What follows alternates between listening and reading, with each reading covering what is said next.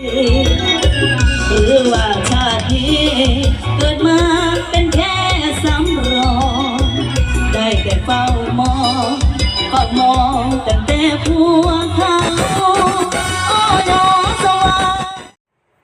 nhớ cho nhớ đó nên cho lại cho tụi nó cũng lo chị bé dọn mua san bà thế dọn mua san bà nó trốn lại dọn mua san bà nó trốn thì chị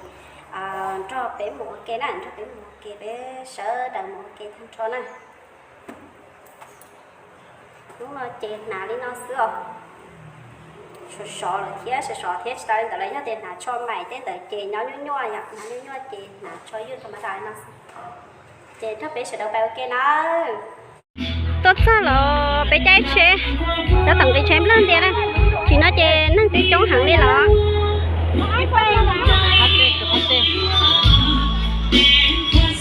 chỉ nó mà nó chống thẳng đi là tụi rong câu sao bé tốt sao rồi này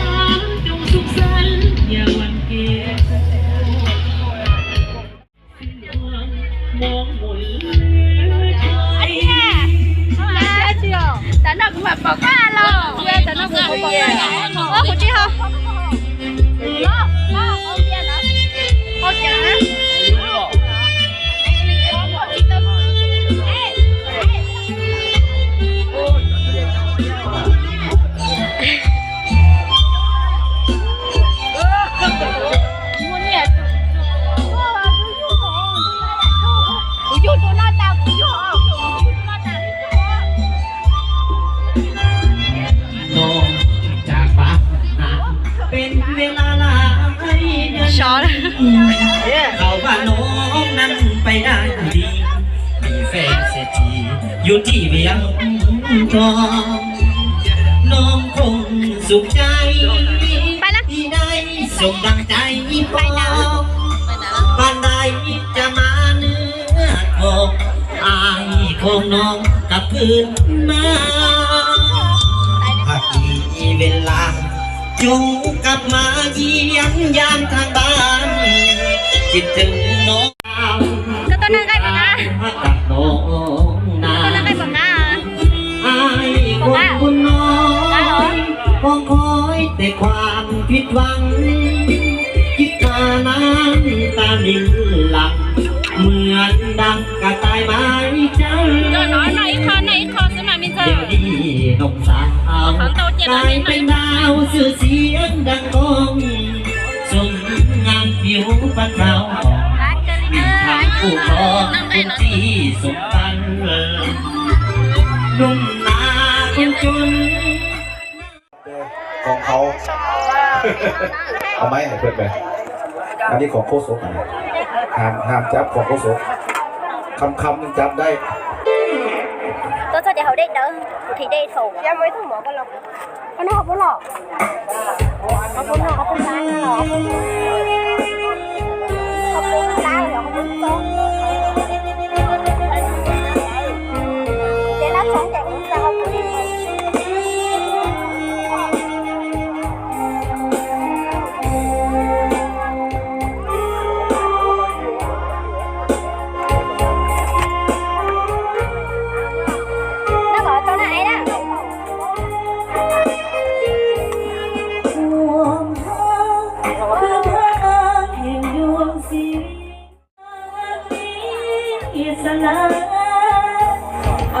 เองพี่น้องเด้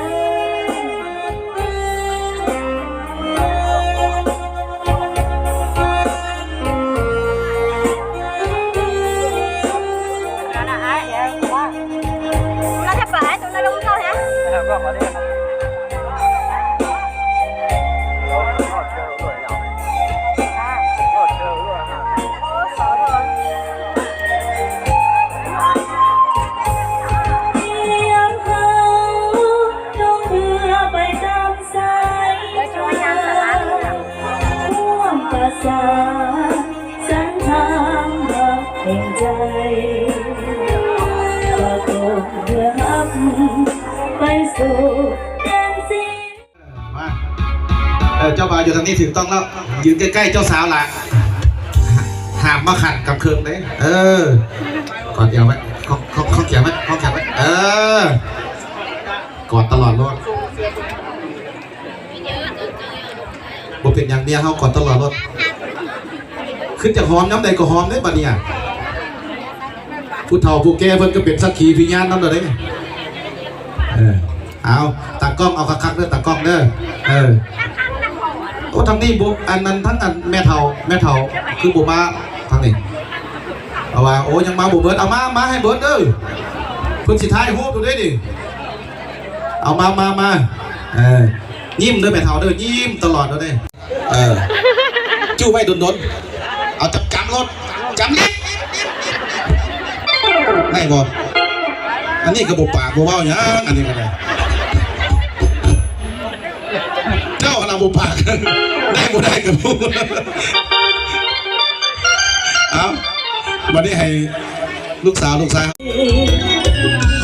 ว่าชาตินี้เกิดมาเป็นแค่สำรองได้แต่เฝ้ามอ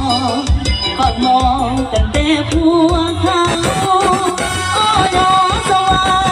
งยามใดสิได้เป็นของเราแต่ความกลัวเขา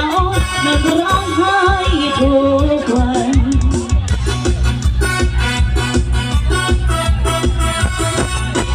ผัวเขานั้นมันเล่าใจเอาดี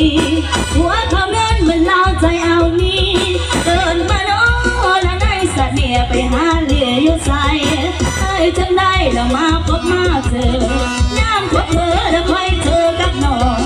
มันบิดมองแล้วเพียงเที่ยวตำซาเมื่อวานได้อายแล้วขอได้แค่น้องมองเกิดมาชาตินี้รู้ดีว่าเป็นเวรเป็นกรรมเปลี่ยนสิ้นละธรรมแต่จะทำง่ายได้ก็รักไปแล้วไม่ว่าไอเป็นผัวใครอยากบอกในใจว่าน้องหักอายเรื่อยมันสูญเสียตัวเดียวเสียงเพื่อนสยองเสียงหัวใจโยดังแววฟังกันที่สนั่นก็สลองใส่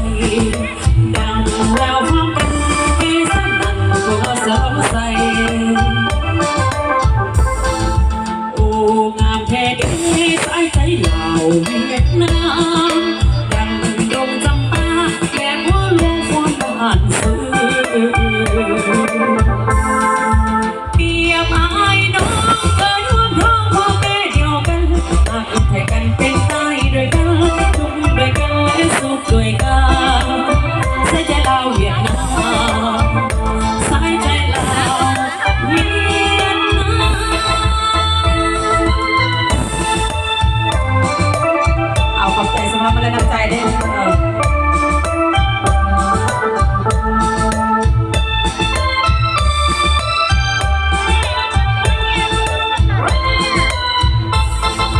โอ้งามแท้เด้สายใจเหล่าเวียดนามดังดวงจำปาและบัวหลวงความบ้านซื้อ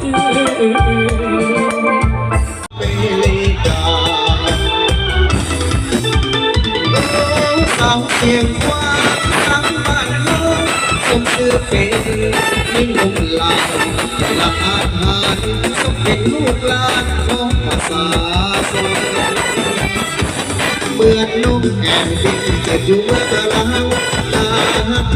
แม่ ม่สาวเสียงตัวหน้าสวยตาดำๆมองบนทิ้งบ่าเมาไม่ปืนยิ้มแย้มแจ่มใส